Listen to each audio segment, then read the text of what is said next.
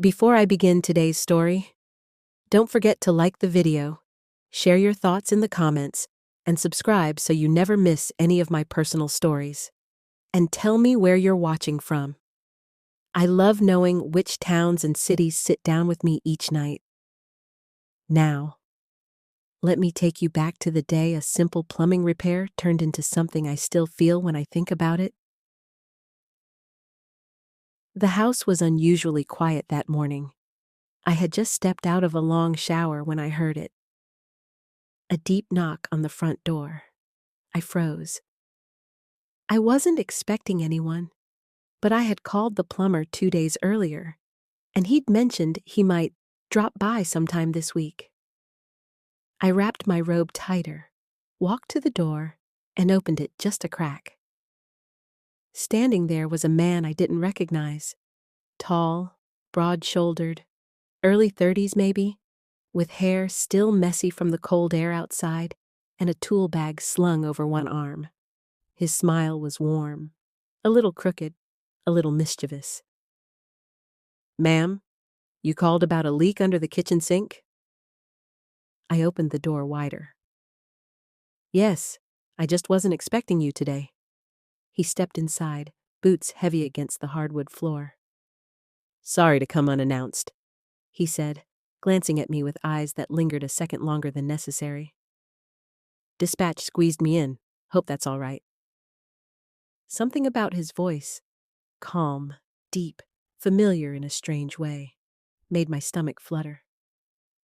"It's fine," I said, smoothing my robe without thinking. "I'm just not very prepared."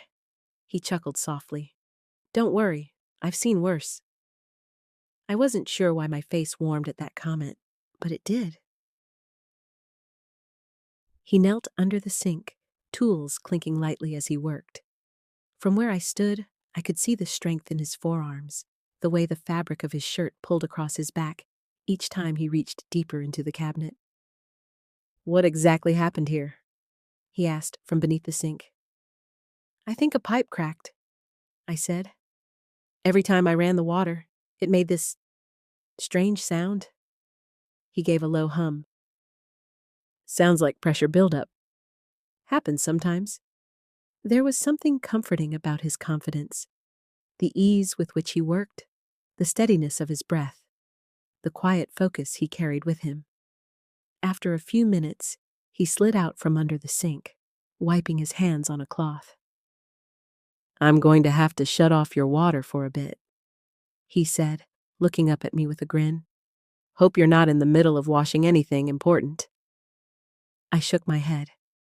"No, I'm free today."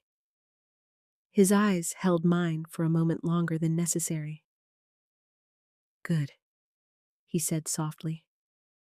Something about the way he said it stirred something warm, unexpected, and undeniably alive inside me.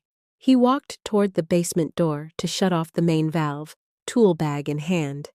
But there was something in the way he moved, calm, collected, almost effortlessly confident, that made the air in the house feel different. For weeks, this house had felt too quiet, too still, too empty. But with him inside it, the silence didn't feel heavy anymore. When he came back upstairs, he rested one hand casually on the doorframe, his breathing a little deeper from the walk. "All right," he said with a warm grin. "Your water's off. Let's get you fixed up." I don't know if it was the phrasing, or the tone, or the small spark in his eyes when he said it, but something inside me fluttered again. He knelt under the sink once more. This time, I sat on the floor near him to hand him tools, which he accepted with a quiet thank you each time, his voice low and gentle. It felt strangely intimate, sharing that small space, hearing the quiet clink of metal, watching his hands work with precision and ease. "So," he said without looking up, "you live alone here?" I hesitated. "I do, recently." He paused his work for a moment, glancing at me. "Sorry," he said softly. "Breakups? Divorce?" Divorce, I replied. He nodded thoughtfully. I figured. Not judgmental, not nosy, just understanding. You have this strength about you, he continued, tightening a pipe. The kind you only see in people who've had to rebuild a little. My breath caught. No one had said something like that to me. Not in months. Maybe not in years. He went back to working, but his words lingered in the space between us. You're not the first person to rebuild after something hard, he added as he tested a fitting. But you'd be surprised how many people forget their own worth in the process. I stared at him, surprised by the depth in his tone. You talk like someone who's been through it, I said quietly. He smiled, a slow, knowing smile. I have. Bad breakup? I asked. He shook his head lightly. No, worse. His eyes softened. Losing someone. My chest tightened. I'm sorry, I whispered. He shrugged gently. Life knocks us all around. But sometimes, you meet people who make the rebuilding easier. The words hung in the air. Warm, subtle, unexpectedly personal. I felt heat rise in my cheeks. He wasn't flirting, not overtly, not intentionally. It was something deeper, something honest, a connection, a spark, a warmth I hadn't felt in a very long time. He tightened the final pipe and sat back against the cabinets with a satisfied sigh. There, he said, all fixed. But he didn't get up right away, and neither did I. We just stayed there, sitting close, breathing in the same quiet warmth of the moment. His voice lowered slightly. You know, he said softly, you're easier to talk to than most people. Something stirred in me again, something alive, something unexpected, and something I wasn't ready to name. He stayed seated on the kitchen floor longer than he needed to, leaning back against the cabinets with a quiet ease, like he wasn't in a rush to leave, and like he didn't want to. For a moment, neither of us spoke, and yet the silence wasn't awkward. It was warm, charged, deeply comfortable. He brushed a bit of dust from his hands, glancing over at me with that soft, slightly crooked smile again. You know, he murmured, most houses I go into feel cold, but yours doesn't. Even with everything you've been through, it still feels like someone lives here, really lives here. I tilted my head. What do you mean? He rested his arm casually across one knee. Some people stop living after a hard chapter. You didn't. You're here. You're trying. You're present. I felt something loosen inside me, something I hadn't realized was wound so tight. Honestly, I said quietly, I haven't felt very present these days. He studied my face with a softness that was almost surprising coming from someone I'd only met minutes ago. You're harder on yourself than life could ever be, he said gently. Anyone can see that. My chest warmed in a way I wasn't ready for. He wasn't just fixing pipes, he was saying the kind of things no one else had noticed, or dared to say. You've got a kind aura, he added. People underestimate how powerful that is. I laughed under my breath. Aura? You sound more like a therapist than a plumber. He smiled again, slow, warm, genuine. I only sound like this with people who make me feel at ease.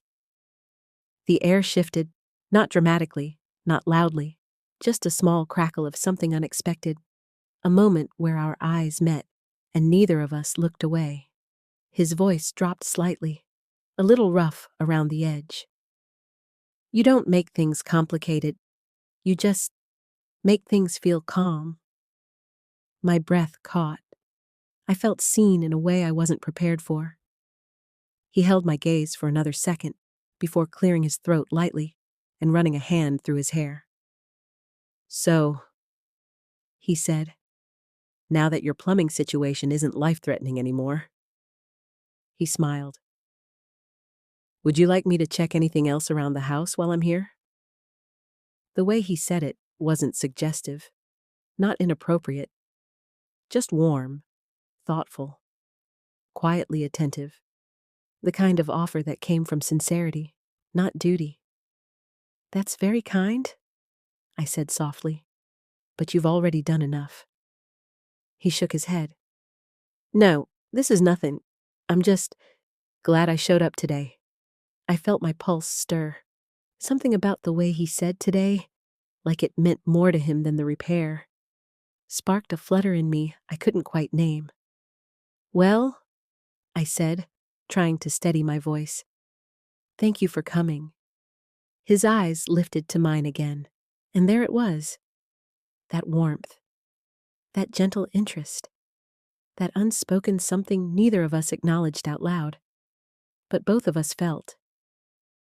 You don't have to thank me, he said quietly. Some people, you just show up for. And he let the sentence hang in the air. He finally stood up from the floor, brushing off his pants, but the shift didn't break the warmth in the air. If anything, it made it clearer. He wasn't rushing. He wasn't stepping back to create distance. He was simply moving with that same calm confidence he carried from the moment he walked in. Let me wash my hands, he said softly. I nodded and stepped aside, giving him space at the sink. But when he turned on the faucet, the water didn't run. He looked back at me with a raised eyebrow and a half smile. You didn't think I fixed it that fast, did you? A soft laugh escaped me. I suppose not. He walked past me to the basement again, and I noticed it. That subtle awareness, that soft electricity when someone walks by and the air shifts just a little. He wasn't trying. That was the thing. He wasn't doing anything intentionally charming. He just was. When he returned, wiping his hands on a small towel, he glanced at my living room. You mind if I take a look around? Just want to make sure nothing else leaks on you. There was something protective in the offer. Not possessive, not inappropriate, just kind, thoughtful. Go ahead, I said softly. He moved through the house with an attentive eye, checking small things. The water heater, the guest bathroom, the back door latch. Not because he was required to, because he wanted to. And each time he passed by me, he offered a small comment. This door sticks a little. I can fix that easy. Your water pressure is good. That's rare in older homes. You've kept this place beautiful. That last one made me pause. Beautiful? I asked. He turned toward me fully this time. Yeah, he said quietly. You've got a warmth here. You can feel it. I opened my mouth to answer, but he stepped closer. Not too close, not intruding. Just enough that his voice softened when he spoke again. Houses take on the energy of the people in them, and yours? It feels like someone who tries, someone who cares, someone who's stronger than she realizes. My heart fluttered, not wildly, not uncontrollably, just enough to remind me that I was alive, present, seen. You read people well, I murmured. He shrugged lightly. I've been in hundreds of homes. You learn to feel things, the quiet, the tension, the warmth. He held my gaze. And with you, it's warmth. That sentence lingered in the air between us. Not heavy, not sharp, just honest. He knelt one last time by the entryway, checking a loose pipe near the heater. When he stood up again, he let out a small breath. All right, he said. You're all set. Everything's working. But he didn't move toward the door. Not immediately. Instead, he looked at me with a softened expression. Something gentle, something thoughtful, something unexpected. You know, he said quietly, I'm glad this was my assignment today. Why? I asked. He gave that warm, subtle smile again, the one that felt like a doorway to something neither of us had spoken aloud. Because some people you don't meet by accident. My breath caught, not in fear, not in confusion, just in understanding. Because I felt it too. For a moment, neither of us moved. The house felt still, but not the kind of stillness that comes from emptiness. It was the kind that comes when two people suddenly realize the moment they're in matters. He held my gaze for another quiet breath before finally stepping back, clearing his throat gently. I should probably let you get back to your day, he said with a soft, warm tone.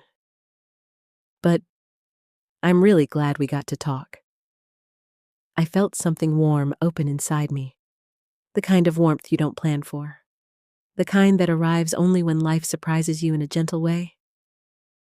Thank you, I said softly, for everything today. He shook his head with a quiet smile. You don't have to thank me. Honestly, it felt good to help someone who deserved a little kindness. The way he said deserved, it landed in a place deeper than I expected. As he gathered his tools, he glanced around the kitchen one more time, checking the pipes, the fittings, even the towel rack he'd tightened without telling me. A final small gesture of care. When he walked with me to the door, he paused with his hand on the frame. Not rushing, not lingering too long, just taking one last moment. If anything else happens, he said, his voice low and earnest. Even something small. Call me. I'll come by. No hesitation. I smiled softly. You don't even know if I'll have another leak. He gave a quiet, knowing grin. Sometimes people need more than repairs. Sometimes they just need someone to show up. And that was the sentence, the one that stayed in my mind long after he left. He stepped off the porch, sunlight catching in his hair as he walked toward his truck. Before climbing in, he turned back once more.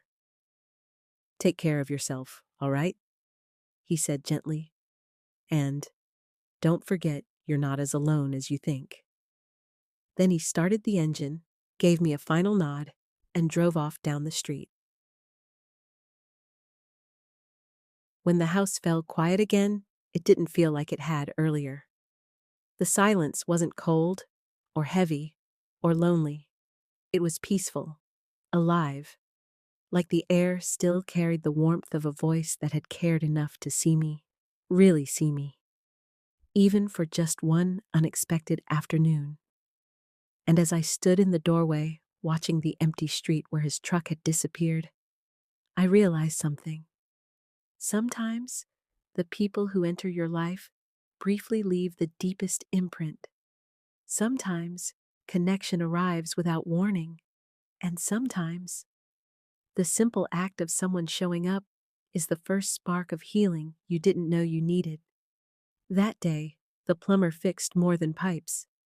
He brought back something I thought I'd lost. A reminder that sparks still exist, warmth still finds its way in, and unexpected moments can linger in the heart long after the door closes.